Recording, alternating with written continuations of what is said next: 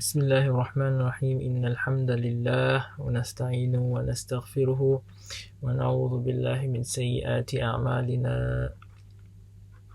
ونستهديه ثم الصلاة والسلام على سيدنا محمد وعلى آله وصحبه وسلم تسليما كثيرا.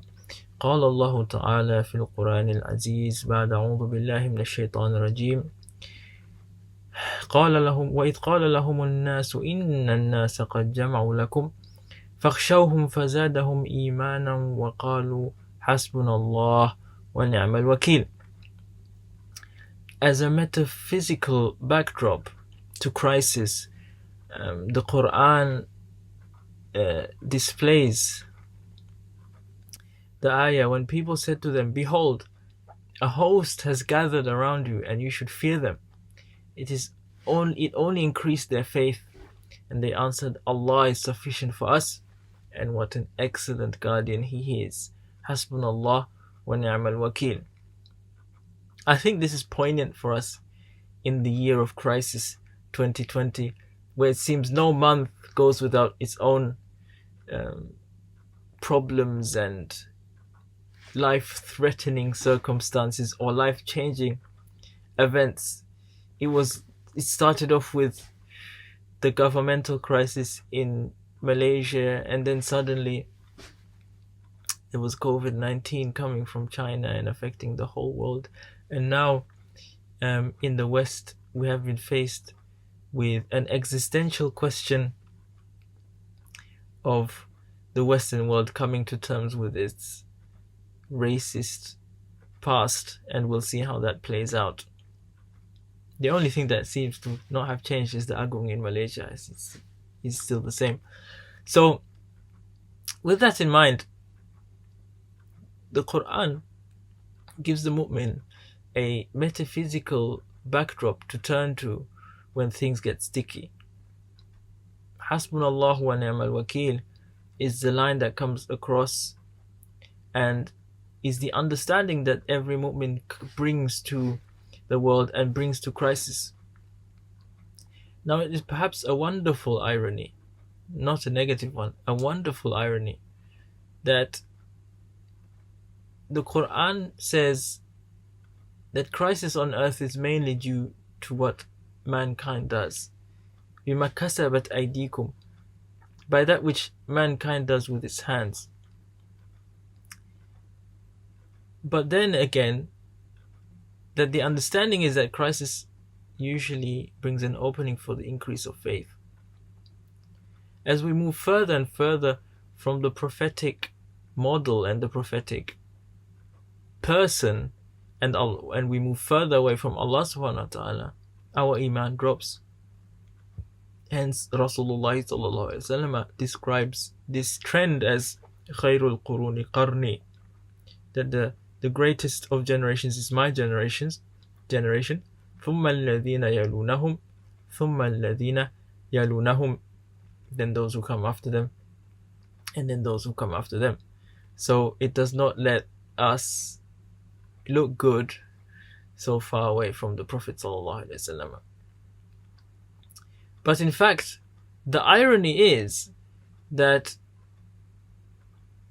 the increase in crisis, as 2020 has shown, is because of a dip of Iman, mainly, and the transgression from the prophetic pathway. And yet, Allah subhanahu wa ta'ala bringing the crisis is an opening for an increase in Iman. So those who understand the metaphysical backdrop of Hasbunallah wa ni'mal wakil also understand that with the increase of crisis in the dunya, Allah subhanahu wa ta'ala is increasing the pathways towards Him. So how does the mu'min respond to such hefty changes in the world? Imam al-Haddad put it so beautifully when he says in one of his poems, وَإِذَا الْحَوَادِثُ أَظْلَمَتْ وَتَنَكَّرَتْ فَاسْكُنْ وَإِيَّاكَ التَّحَرُّكُ وَالْحَضَرُ, that when the world events bring their changes and the darkness comes, be still, فَاسْكُنْ وَإِيَّاكَ التَّحَرُّكُ, and be careful or be wary of movement. Now the Quran displays the idea of idfa billati hi ahsan, that if a problem occurs, that the mu'min pushes back, literally idfa, pushes back with that which is better. But that pushback must be in the prophetic image of stillness. This is what Imam al-Haddad is alluding to, that the movement of the mu'min is sakin, that there is stillness within the movement. There's tranquility within the dafa, within the return or the pushback. Which is why the prophetic model was one of movement in tranquility. There was never a rush or a fear. This then brings us to the foundations of the response of a mu'min. First, one must embody, realize, understand, and imprint in the heart the line Hasbunallahu wa ni'mal wakeel, that in fact everything is in the hands of Allah subhanahu wa ta'ala anyway, and that when crisis comes, we only confirm that. And secondly, that the movement to respond to crisis is sakin, it's tranquil. Thirdly, the power of prayer and dua. As related in Abi Dawood, the Prophet ﷺ said, ad-dua huwa al-ibadah, that making dua or calling Allah subhanahu wa ta'ala or supplicating to Allah subhanahu wa ta'ala is ibadah itself, is worship itself. With the ayah ما خلقت الجن والإنس إلا ليعبدون, Allah subhanahu wa ta'ala says He only created the jinn kind and mankind to worship Him. And with Ibn Abbas's understanding that this was to know Him, Allah subhanahu wa ta'ala, we understand that in fact everything we do in this world should be dua, should be supplication of Allah subhanahu wa ta'ala, which then sets the ball rolling in how the actions of the mu'min proceed. Which is why if we read the seerah, we see that the Prophet ﷺ, for example, at Badr made dua the whole night before the battle. So his tactical awareness and his discussion with the Sahaba about what should be done was secondary to the amount of effort he put in supplicating and connecting to Allah subhanahu wa ta'ala, who is the one who changes everything. So with these three foundational principles, we become, as our teacher Shaykh Abdul Hakim Murad said, rather than complainers, we become therapists. And that is the job of the mu'min. That is the state of the mu'min within this world. That they are a therapist for all.